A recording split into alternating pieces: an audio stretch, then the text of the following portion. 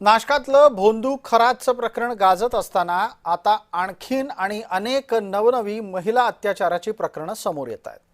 नाशकामध्ये जे नवं महिला अत्याचाराचं प्रकरण समोर येत आहे ते यासाठी सुद्धा चिंताजनक आहे, कारण ते एका स्थानिक नामांकित कंपनीमध्ये घडल्याचा आरोप केला जातोय।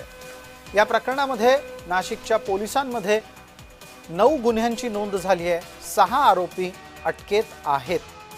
अत्याचाराच्या सह धार्मिक भावना दुखावल्याचाही प्रकार इथे घडल्याचं सांगितलं जात आहे। नाशिकच्या मुंबई नाका पोलीस स्थानकामध्ये 9 गुन्हे या प्रकरणी दाखल झालेले आहेत। आरोपींना 10 एप्रिलपर्यंत पोलीस कोठडी सुनावण्यात आली आहे। याबाबत पोलिसांची प्रतिक्रिया आली आहे, ती पाहूया। नाशिक शहरातील एका नामांकित बहुराष्ट्रीय कंपनीमध्ये महिलांचा विनयभंग, लैंगिक अत्याचार, मानसिक अत्याचार आणि धार्मिक भावना दुखवल्याचे एकूण 9 गुन्हे दाखल करण्यात आलेले आहे।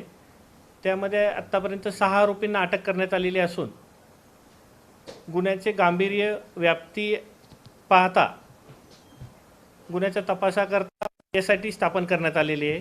माननीय पोलीस आयुक्त श्री संदीप कर्णिक सर यांच्या आदेशान्वये एसआयटी स्थापन करण्यात आलेली असून पुढील तपास एसआयटी करत आहे।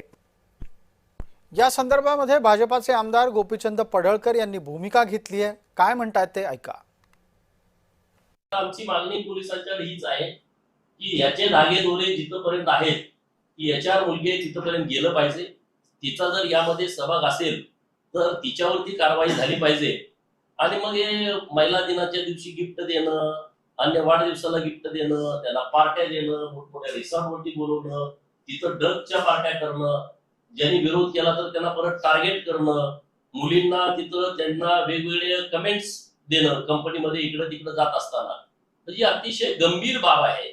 आणि मग आमची मागणी अशी आहे की या प्रकरणामध्ये जर संघटितपणे जर गुन्हेगारी झाली असेल तर मकोका अंतर्गत या सगळ्या ग्रुपवरती कारवाई झाली पाहिजे।